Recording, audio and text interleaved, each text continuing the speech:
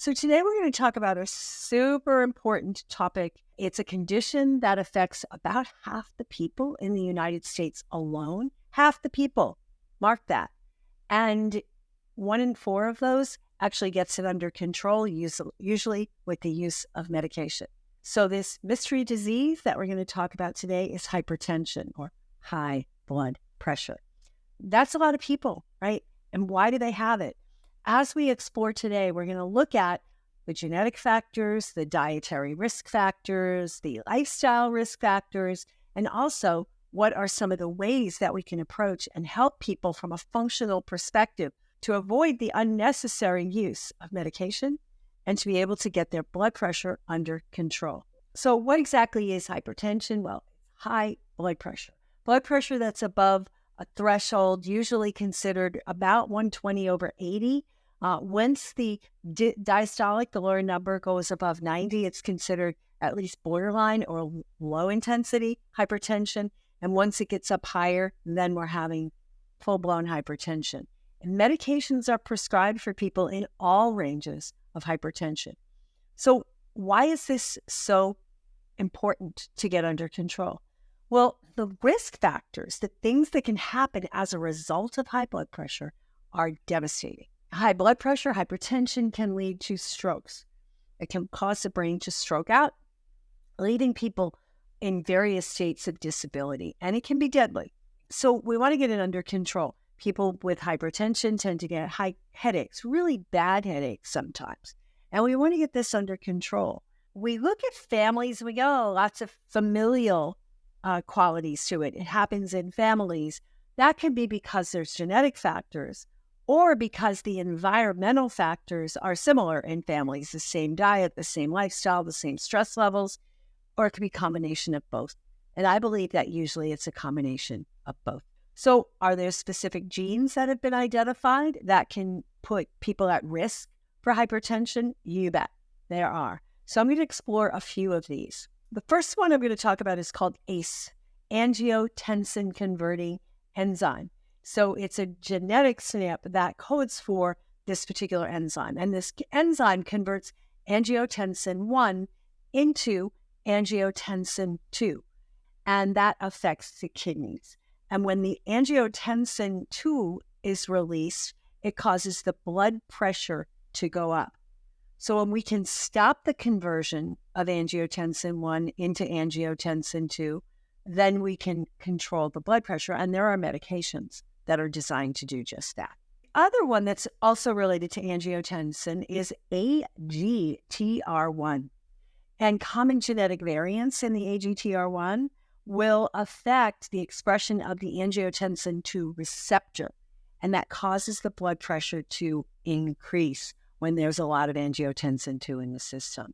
So either one of these affects the angiotensin system and will cause problems with the blood pressure.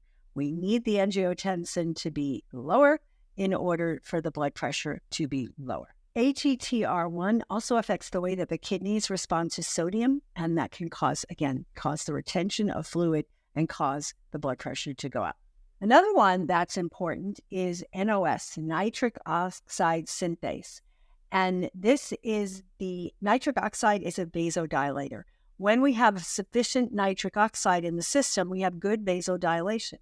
So one of the causes of high blood pressure, hypertension, is vasoconstriction.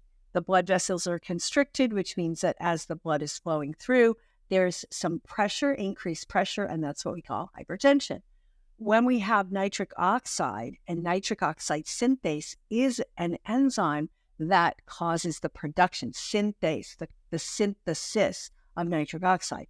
Nitric oxide is a natural vasodilator, and when we vasodilate, then there's less pressure going through. We cause the blood pressure to go down.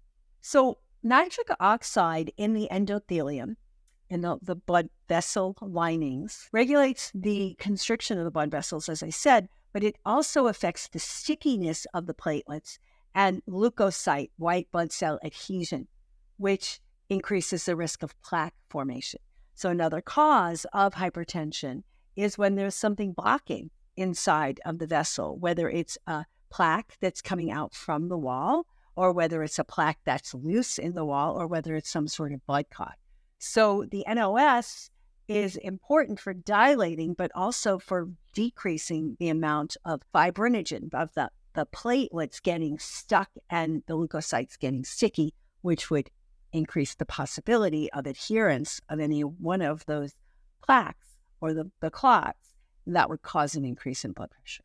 The other mechanism for hypertension, for increased blood pressure, is when the sodium is retained in the system, which causes fluid to follow it. When we get an increase in the volume in the blood vessels, that's going to cause an increase in the pressure. So there's another SNP, CYP11B2, and it encodes an enzyme called aldosterone synthase. And aldosterone induces the kidneys to retain sodium and excrete potassium. And when we have too much sodium and not enough potassium, it increases the fluid retention, and then it increases the blood pressure. So this is an important one. Aldosterone comes down a pathway in the adrenals. It's done in the adrenals. It's the deoxycorticocortisone hormone that is produced by the adrenal glands, and it actually is a downstream metabolite of progesterone. So the problem with this is it doesn't usually decrease sodium as much as compared to potassium.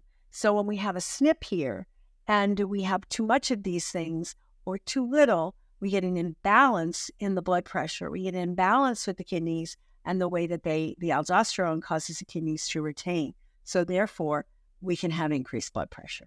So, as we said, the aldosterone, this whole enzyme, is produced in the adrenal glands. And how does stress increase aldosterone? Well, its stress is inducing the adrenal glands to either work overtime or get burned out. And if the blood pressure gets too high as a result of too much aldosterone, then you have various kinds of imbalances with the blood pressure. So CYP11B2 variants can cause problems with this area.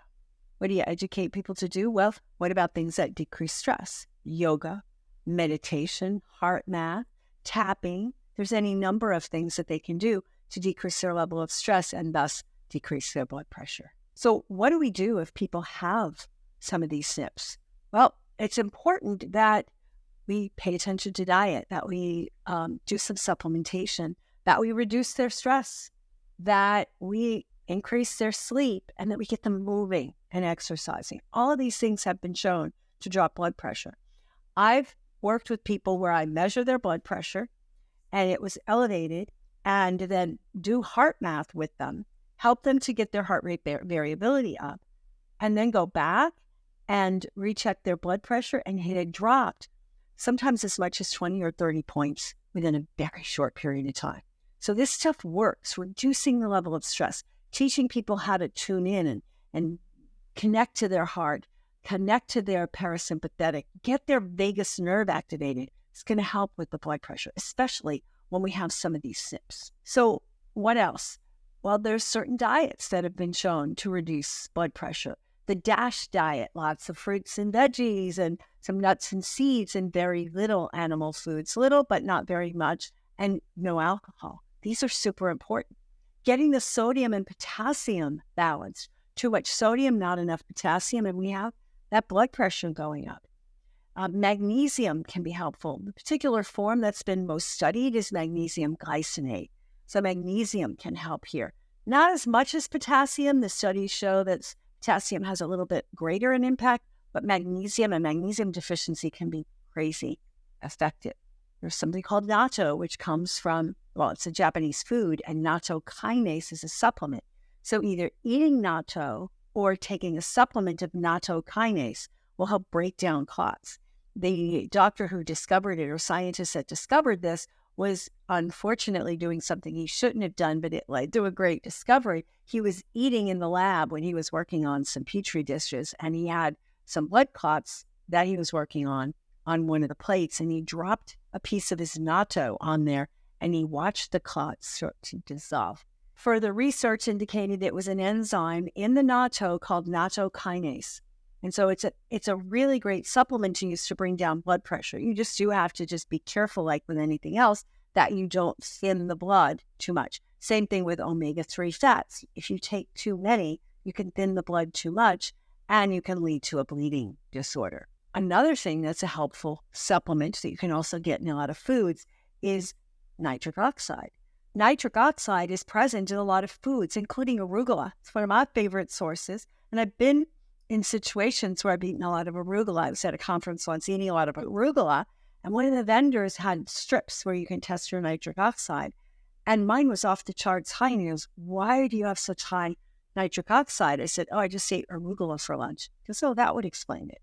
Right? So eating arugula, guiding people to eat more arugula. I use it instead of lettuce a lot of times, or in addition to lettuce in salads, right? Beets are another source, beetroots. And so there are supplements that you can take. There's something called Neo 40 that is known to lower blood pressure, but it's really rather expensive, right? You can eat the foods, I believe, unless somebody's really, in a desperate situation or they have lots of money and they don't want to do it. Food. Arginine combining with oxygen can result in, with the catalyst NADH, niacinamide adenosine dinucleotide hydrogen. So that is a niacin derivative. It happens in the Krebs cycle a lot, and it will produce nitric oxide plus citrulline. So you can actually take a lot of higher arginine foods as long as the person doesn't have a problem with herpes, because that can aggravate it. So you don't want to do it when somebody's in the active state of herpes zoster, or some of the lip or genital type herpes. Potassium is super important. You can take or have your client take potassium as a supplement or get it in food. There's a lot of foods that are rich in it. Unfortunately, some of the foods are high glycemic foods like potatoes and bananas, but it's also good in broccoli and avocado. So getting people eating more high potassium foods, more high magnesium foods. Magnesium super abundant in green leafy vegetables. So there's a lot of different ways to get that magnesium up. Taurine, one of the amino acids, is super important, and it's available as a supplement or it's available in certain foods. Vitamin B6, really good source of B6 and also B5, which are important nutrients for the adrenals, are nutritional yeast. It's also high in protein. So I've been sprinkling nutritional yeast on my food. It's pretty easy. It's a kind of a cheesy kind of flavor. People like Parmesan cheese, and you can teach them how to make a nice Parmesan mixture that will help them with their vitamin B6, which is important for neurotransmitters, for hormones, and also for blood pressure. Avocados are good sources, pistachios, acorn squash, bananas, quinoa, sunflower seeds, corn, Brussels sprouts, spring greens, chestnuts, hazelnuts, oranges, and tahini. All those are good. Now you want to take into consideration the glycemic index and how sensitive people are to the sugar content of the foods and also to some of their food allergies. Another food that's really good for lowering blood pressure is CoQ10. It's found in olive oil. It's found in walnuts and hazelnuts and almonds and avocado, sesame seeds, broccoli, parsley, and soybeans. So there's a lot of these that are good in all of this. So we've talked about avocado in many of the several of these different nutrients. We've talked about it in terms of sesame seeds, tahini, one of my favorite things to make salad dressings with. So an arugula salad with sesame tahini over it, maybe a sprinkle of olive oil with a few walnuts on top, can be an amazing food for helping people to lower their blood pressure. And garlic, which you can get anywhere, right? As long as somebody isn't sensitive to the sulfur-containing foods, garlic is an excellent addition. One of my favorite new ways of doing garlic is to ferment it. And there's instructions you can find and Google it, but I found a thing that looks like a rice steamer, and you put loads and loads and loads and loads of garlic in it. It takes about 10 days, and it turns black. And then it gets really soft in the middle, and it's almost buttery. Oh my gosh, it's so good. And in addition to being good for blood pressure, garlic's important for the immune system. But the amount of raw garlic that it takes to give you a good immune response is pretty high, like 6 cloves. And I don't know about you, but I can't sit down and eat 6 cloves of raw garlic. I have to hide it. But with the fermented garlic, the black garlic, amazing. Black garlic's super expensive. So If you just get regular garlic and use a fermenter, it's dirt cheap by comparison. So those are some of the foods. We also need to look at stress management techniques like heart math, like meditation, like yoga, and tapping. All of these things to help bring the sympathetic, parasympathetic balance back to decrease the blood pressure. And finally, exercise. We know that blood pressure can go down. It might go up a little bit right after exercise, but over the next few hours, it usually drops below baseline.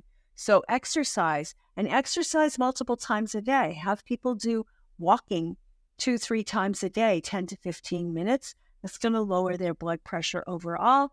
And finally, let's talk about measuring blood pressure. In the previous episode, we talked to Dr. Ellie Campbell. We talked a lot about blood pressure, and she said there were some mistakes that doctors were making in terms of measuring blood pressure. So go back and listen to that episode and find that out. Dr. Joel Kahn always recommends you take the blood pressure 3 times because it takes a little bit to get you going from transition from that, sympathetic state that you're in most of the time into parasympathetic.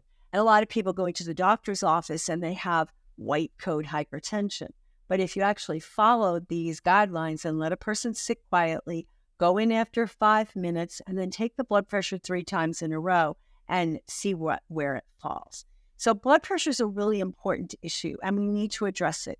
It's clearly at an epidemic state where half the people are suffering from hypertension, and only 25% of those are actually maintaining it. Some of them because they're taking blood pressure medication. Some of them are not taking blood pressure medication, and they could benefit, but most of them are not doing these diet and lifestyle things that you are uniquely capable of teaching them how to do. You have the power, we have the power to help people take control, take charge of their lives, get some of these high-risk behaviors out of the way so they no longer at a high risk for hypertension, which can lead to stroke and other kinds of cardiovascular accidents. And take charge. Teach them how to eat, teach them how to supplement, teach them how to meditate, how to exercise. Identify their SNPs. Do a 23andMe or self-decode or some sort of gene analysis. Do they have any of these SNPs that would predispose them to hypertension? Do they have the ACE, the angiotensin converting enzyme SNP? Do they have the AGTR1, which helps you increase the reception of the angiotensin receptors? The NOS3 is usually the one that's reported, but that's an important one for nitric oxide synthase. And then CYP11B2, which encodes for aldosterone synthase. All of these are important. All of these are things to take into account when you're working with people, especially when you take the blood pressure or they report to you that they've been being treated for hypertension and they have some cardiac, they have some lipid abnormalities, they have blood sugar. These people are at high risk. So it's up to us to help them, empower them to take charge of their health, to take charge of their life, to get them on the right diet, the right supplement regime, and the right stress management techniques. We're going to help them live a happy and healthy life. So you want to get more in depth, there's other podcasts. We had one with Dr. Ellie Campbell. I think it was episode 89. And it's a really good episode talking about hypertension. And she has a great new book coming out on that. You can also go to ionemethod.com, where we have amazing resources for practitioners, and also my blog at drritamarie.com/blog. Lots of great articles. So take charge, empower your clients to be as healthy as they can be. And until next time, shine on.